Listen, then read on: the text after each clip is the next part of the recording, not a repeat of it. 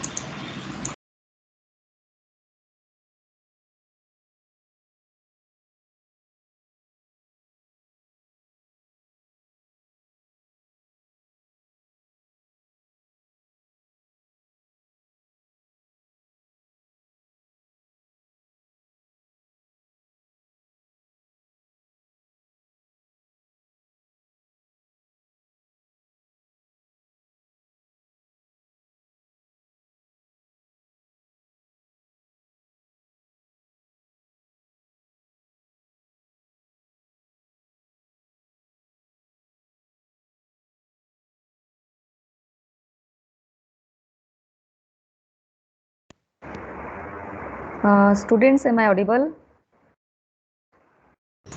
Yes, ma'am. Okay, fine. So, I was talking about the types of the symptoms which are shown by the viruses. Viruses show different types of the symptoms such as mosaic, the mottling, leaf curling, necrotic spots, streaks, vein banding, leaf rolling, stunting. Like these are the common symptoms which are shown by the viruses in the field. The main problem arises when we go to the field, that how do we make sure that this is the virus infected plant and not maybe fungal or bacterial. Yes, the symptoms shown by the fungus or bacteria in the plants are very different. Um, there are bacteria usually causes wilt. Fungal wilts are also there, but major symptoms due to the bacteria is the wilt on the plant. Wilting of the plant is there, like a fusarium wilt in the pea, which is called by the fungus. So viruses, they seldom causes the wilt like situation in the plant. It is not caused. Bacteria also cause number of necrotic spots and scabs and death of the tissue or a mushy or a smelly tissues. So symptoms, if there it's a, if for example a potato scab, the fruit is affected by the bacteria, and it emerges a very pungent smell, and we definitely will discard that, and nobody will be able to consume. So these symptoms are not shown by viruses. The virus infected plant will not show any kind of a pungent smell, even if the fruit is affected. Such symptoms are not shown. So this is the major symptom variation among the viruses, bacteria, and fungi. Another important thing here is that last time also I told you that the nutrient deficiency symptoms are very similar to the virus infections. For example, as you can see in the this first slide, that this is the deficiency chart of micronutrients and various different types of the symptoms. For example, iron shows leaves become they pale, the major veins they become green. Magnesium, again the leaves become pale in color, they veins are dark green and a reticulity. So different kind of symptoms are shown by the viral nutrient deficiencies, and you can see the yellow, typically yellowing and a vein clearing or yellowing of the leaves. These symptoms they match with the virus symptoms also. So how do we differentiate these kind of a symptoms when we first see the field? When we first visit, see what we do, we go to the field to check the virus infection, and from there we get the infected samples for further processing in the lab. So when we first go and visit the field, so these are the nutrient deficiency symptoms. First one is showing the nitrogen deficiency in the rice. You can see the symptoms are more or less similar in throughout the field. Second one is nitrogen deficiency in the corn basically. So all the plant in the field mostly they will show a similar kind of a symptoms, or maximum plant in the field will show a similar kind of a symptom. So that shows the nutrient deficiency symptoms. Now this second slide which is showing is the yellow mosaic disease of moonbeam. So the whole field you can see, but there is one patch which is showing a mosaic symptoms. So that is the this a person who's a plant biologist or a plant pathologist will in one go will identify that this is not a nutrient deficiency symptom, this must be some plant virus symptoms, because the symptom is not being seen in the whole field, right? If there is a nutrient deficiency is definitely being seen in the whole field, and the whole crop is equally affected by these kind of symptoms, right? So this is the major difference. This is how majorly when a plant virologist or pathologist will. Excuse me, ma'am. Yes, Manaswani, go on. Ma'am, your slides are not visible. My slides It's are not visible. it's Me completely too. blank. Yes, ma'am. Oh, Sir, okay. ma'am, my end This one also. is visible. Ma'am, You your and it's slides are visible. visible. Yes, ma'am. Yes, sir. Yes, No, ma'am. it's visible is Uh, mine. Okay, ma'am. I'll Manaswani, just leave and join yeah, again then. you leave and join again. I guess there could be some network issue, Okay, right? okay. Please, Yeah, please. sorry, So ma'am. yeah, it's fine. It's fine. So as I'm telling that this is the best assumption, because definitely in the field we cannot say by just looking at the symptoms that this will be a virus for sure short. But yes, 80% I can, if I'm going to the field, I'm visiting, because when we work on a plant viruses, I mean, we work on a plant disease, lot of surveys and lot of sampling is required. We go to the field, we go to the orchard, and we actually see the symptoms. So just by looking at the symptoms, we can say that yes, these are the typical mosaic disease symptoms. It could be due to the virus, because the whole field is not showing such kind of a symptom. So this is how at first go we can differentiate. Again, this is the moonbeam yellow mosaic disease, and you can see the mosaic pattern or a yellowing pattern is not very uniform in everywhere. Only in few leaves, in a few plants, we'll observe such kind of the symptoms, not in the whole of the plants. Yes, so this is how, this is the first thumb rule to identify any or differentiate between the plant virus symptoms or a nutrient deficiency symptom. This is how we roughly do it, right? Second important things here is like when we talk about the plant viruses, Ma'am, it's still not visible at my end. Yes, ma'am. others, Yes. others. Ma'am, it's visible now. Ma'am, it's visible. I can see your slides. Okay, I don't know what's going on. It's network issue at my end or your end, but there is something right? So I'm explaining also. If some slides are not visible, I'm explaining it. Just try to just leave the team and join again. I guess it should be some network issue, right? So again, I was telling about the weeds. When we talk about the weeds, weeds are the unwanted plants which grow anywhere. See, they are plant. They'll grow in a top roof जहाँ पे आपका cemented है and there is nothing much to grow, right? Not, they don't find much nutrient, but they still grow. So when we are preparing a particular feed and we are putting all the nitrogen or all kind of a fertilizer, so definitely they are like, oh, this is the best place for me to grow and I'm getting so much things. So they rob the nutrients or the nutrients which are meant for the plants or our crops. So this is one major drawback of the weed, that we need to remove the weeds. There are certain weedicides which are available, and the farmers, they do it manually also. They do weeding, right? When a particular crop is grown, after a certain time, they will do weeding. That means they'll manually pluck out the weeds from the field and they'll remove it, right? This is one loss, because that they take the nutrient which are required for the plant. The second important point is that they harbor a lot of viruses also. They act as a reservoir host of many plant viruses, like when the for example, ageratum. This ageratum is, it is Delhi, around Noida, sab jagah aap ask, you'll move around your university towards the outside HCL area, you'll find lot of ageratum growing on in a wild and showing typical yellowing symptoms. That means they are definitely ageratum mosaic virus, ageratum. Usually they are affected by the Gemini viruses. Lot of Gemini viruses or Abego viruses, they reside on them. So what is their role?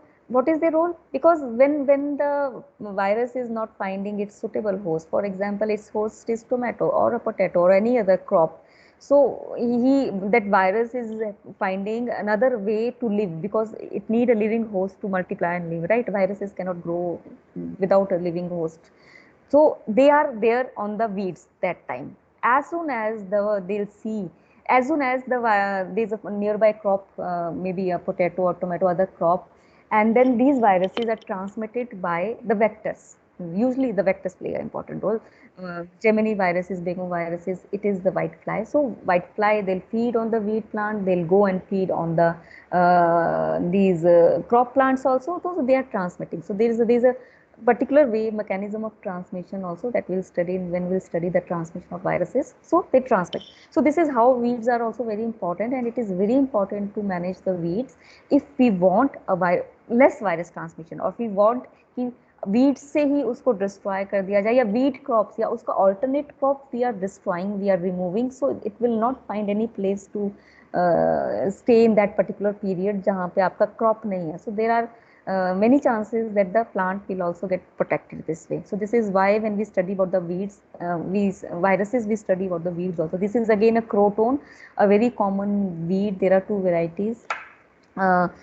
Maybe in 2019, I published 2 papers on this croton virus. There are 2-3 viruses which are harbored. One of my students did her PhD on the croton, this weed viruses, where we have published some paper on the croton also. So we found one new virus on the croton. Basically, the croton was the new host to that virus, and that we have reported at that time. So this is also very important weed. This weed is found throughout the year in Delhi NCR. I have observed near my house. I'm here in Noida 128 JP. There are a lot of plants growing on. So during the rainy season, you see a lot of virus infection there. So as the winter season will come, the virus infection start reducing during that time. So it is a very important weed, and a lot of viruses are being reported on this weed. Okay, Vivek's message. So a lot of viruses are being reported on this weed basically, right? Croton. So there are number of weeds. I'm just taking example Ageratum croton. There is one Solanum species, some wild species which are being found. So in weeds there are number of weed plants. We are not going to discuss that, right? So after the visible symptoms, which are also known as the macroscopic symptom. Macro means large, so that we can see with the eyes. There are another symptoms which are called microscopic symptoms or histological changes. That means changes inside the plant, any changes in the nucleus, any changes in other part of the plant. So for which you need to either view under the microscope or maybe the transmission electron microscope, mostly for plant viruses or journal viruses we use, right? So those changes are not visible, but we need to do some microscopic study to see those changes. So histological changes are expressed, these are expressed as a histological changes in the affected plant, generally as the necrosis. So how does necrosis affect inside the plant? Hypoplasia and hyperplasia, we'll discuss these terms. And the third very important one is the formation of inclusion bodies. So this is the property of the viruses, that when they infect humans also, even animals or plants also, certain viruses, when they are multiplying, they form inclusion bodies, right? And we can see those inclusion bodies with the help of the microscopes or a transmission electron microscope also. They are stainable. So by using certain kind of stains, they are visible. So presence of the inclusion bodies also shows the infection of the, it is a diagnostic feature, that if we are not going for the symptoms, we are getting the plant samples and we are crushing the sample and we are processing it for the electron microscopic studies. So under the microscope, these inclusion bodies can be seen and we can know that the virus is present there. So necrosis is basically, yes, we have discussed this, death of the host cells, tissues and organs due to the pathogen. And the form necrotic areas are called lesions basically, such as streaks and spots. These are very common in the plants. Then there are two terms, hyperplasia and hypertrophy, that we are using. So excessive growth of the host tissue is caused due to these two terms are used, which are hyperplasia and hypertrophy. So hyperplasia, in hyperplasia, the overgrowth takes place due to the increased cell division and cell number. There is a disease called Korn-Smut. This is a fungal disease, not a bacterial disease I'm discussing here. But in hypertrophy, the overgrowth of organ is due to the increase in size of the cells. For example, in witch's broom of cherries. So witch's broom of the cherry is basically the leaves, there's an excessive growth of the leaves and they form a broom like shape, right? Witch's broom is a very common symptom by phytoplasma, right? You know, mycoplasma, they affect, phytoplasma is term which when they infect the plants. So this is a very common symptom there. Galls, hairy roots and gummosis is caused by the virus also. So then there are cytological changes when they affects the nucleus or a chloroplast or a mitochondria. So those changes. So in the nucleus, they induce the formation of nuclear inclusions, as I told you. Nucleus becomes granular and chromatins, they can be reduced or disintegrated. Chloroplast also show disintegration, swelling or a clumping due to the virus. Mitochondria shows aggregation in virus infected cells, formation of vesicle-like structures. Cell wall shows thickening. There is a deposition of electron dense material between cell wall and plasma membrane and a callus deposition, all due to the presence of a virus. Now, the important symptom that we study from which we can identify that it's a virus, and it's the inclusion bodies. So formation of inclusion bodies. These are the intracellular structures which are formed due to the virus infection. The major cytological effect of virus infection is the inclusion body formation.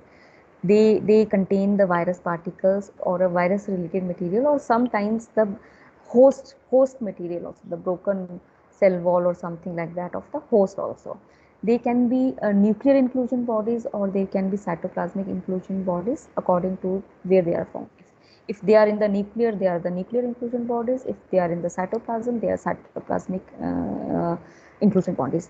Now, what are their types? They are amorphous, means they do not show any particular shape or size. They are just there. You need to stain the tissue and you will see them.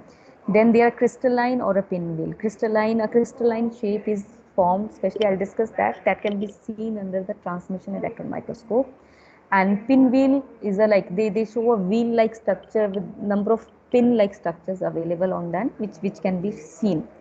Then they are found in the epidermis in tobacco mosaic virus, in the vascular tissues like citrus testacea virus, in the nucleus, for example, Gemini virus or rhabdoviruses, they are being found. So this is how crystalline bodies they look like. So these are in the form of virus aggregates which are arranged in some proper fashion, giving a three-dimensional appearance. So that is why they are called as a crystalline bodies. They are commonly seen in the epidermal and hair cells in the cytoplasm, and could be in the form of a rose, helical, or crystalline arrangement of the infected cells. So this picture I've taken from some paper basically. I've cited that paper also here. So pinwheel inclusion. So these are the, see, a wheel-like formation and the dotted structure which gives a pin-like structures on that. And these are the characteristic features of a Potiviridae family of the viruses. Potiviridae family of the viruses is named after the potato virus. The potato virus Y was the first virus which was discovered under this family. So that is how the name came as the Potiviridae family. And earlier this used to be largest family where number of the hosts are the maximum, but now it is the Bromoviridae family where host is in the maximum host are there, right? These are the nuclear inclusions. They are again considered to be main characteristics of the Gemini viruses. They are found mainly in the Gemini viruses. These are also aggregates of the virus particles. And because Gemini viruses are DNA viruses, the inclusion body, they can be stained by the azure A stain, which is being commonly used. And blue stain nuclear inclusions in the phloem tissues of infected plant cell can help to diagnose a Gemini virus infection. So inclusion bodies and the types of the inclusion bodies. For example, pinwheel inclusion bodies are specially found in the potiviruses. So if we have a sample and we are checking it under the microscope after processing it and we see the pinwheel inclusion bodies, we know now we know that it is a potivirus infection. So further detection method can be used for ELISA for a potivirus detection, or we can directly go for the PCR by designing some primers which or the already available primers, right? But if we see that the nuclear inclusions and we are staining them in some certain kind of a stain, so we are sure that it is the Gemini virus. And then the protocols or diagnostic methods which are used for Gemini viruses can be directly followed, and it will definitely give us the electron photographs we can have even if we are going for electron microscopy, we can also see the structure of the Gemini virus. They are twin particles basically. That is why they are called Gemini viruses. So that will give us a hint that this is a Gemini virus infection, and now we can identify it through maybe a PCR directly, or maybe we can go for a there are certain other methods for the DNA viruses also, because DNA viruses can be amplified by using certain enzymes which are available in the market directly. So for that we don't need a PCR. We just need an incubation with the enzymes and certain nucleotides, and then amplification will be there. We'll run on the gel and we'll see what kind of amplification is there. So that we'll study later when we'll study the diagnostics or a PCR as a method, or there's a rolling circle amplification. So there's a pi DNA polymerase is one enzyme which amplifies only circular DNAs basically. So any circular DNA, whether they are the virus or anything, they'll amplify that. So by using that procedure, we can escape the PCR protocol and we can directly amplify the whole genome of the virus in one go if they are circular DNA viruses, right? So these are the certain techniques. So these are the symptoms, and symptoms are very important to study any kind of a disease, whether they are human disease or a from a plant disease or animal disease. Because when we go to the doctor also, the first thing doctor asks us about the symptoms, that how you are feeling, where is the pain, what kind of a symptoms you're having due to particular disease, because that is the preliminary diagnosis for any kind of the disease which is taking place. So this is why to study symptoms, whether they are plant, virus or animal, it is very important for the correct or accurate diagnosis. The study of the symptoms is very important, right? So this is all for the symptoms chapter today. So I'll stop here, and please, if you have any questions till now, you can ask your questions or any clarifications required. Please go ahead.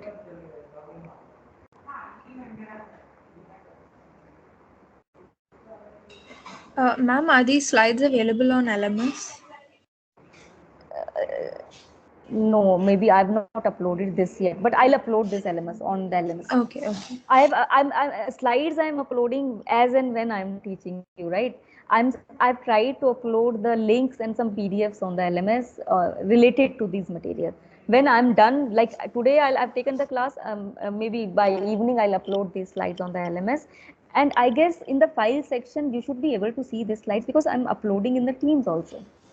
Okay, ma'am, I'll check. And just Yeah. try and check that. But LMS also for sure I'm doing, because everything we are this session we are moving to LMS for every kind of a study material. So definitely you'll find these slides there, right?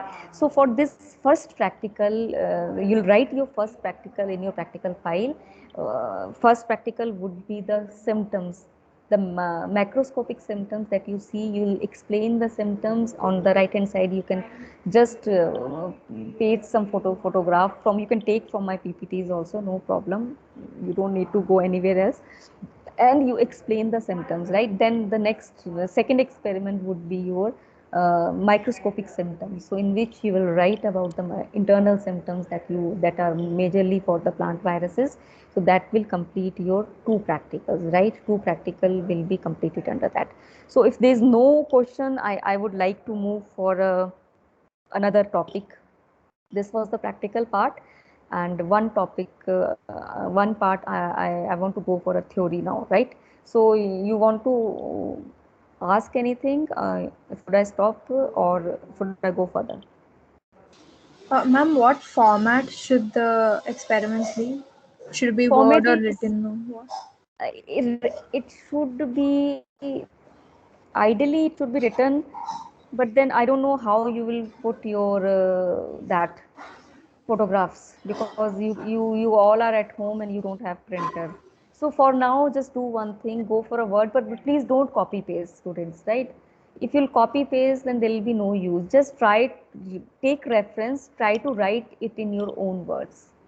Don't copy paste from anywhere. So for now, prepare a Word file, a practical file proper, and if we open the university, we'll see that we can go for another options as a practical file. In other practicals, how you are doing? You don't have any practicals in this semester, or? Ma'am, so far not really, but whenever we had to, write practicals, we'd write it down and then scan it and upload it in the PDF format. Maybe you guys should do in that way only, because at the end we'll have NCAM practicals also, and externals, they would like to see what you have done. So you do in that way only make a PDF, practical 1, practical 2, practical 3 is like this, and you can upload it on the Amazon, and in the last you'll combine all the PDFs and make one file in the end, and that can be used for your NCAM practicals, right? So if you don't find the pictures anywhere, so at least explain the types of the symptoms that you are writing, right? Okay, ma'am. Okay, fine. So okay, so shall I start the next topic, or you want some break in between next topic? Break, ma'am. Okay, so it's 11:46. At 12 we'll meet, and 12 we'll start next class, right? Fine.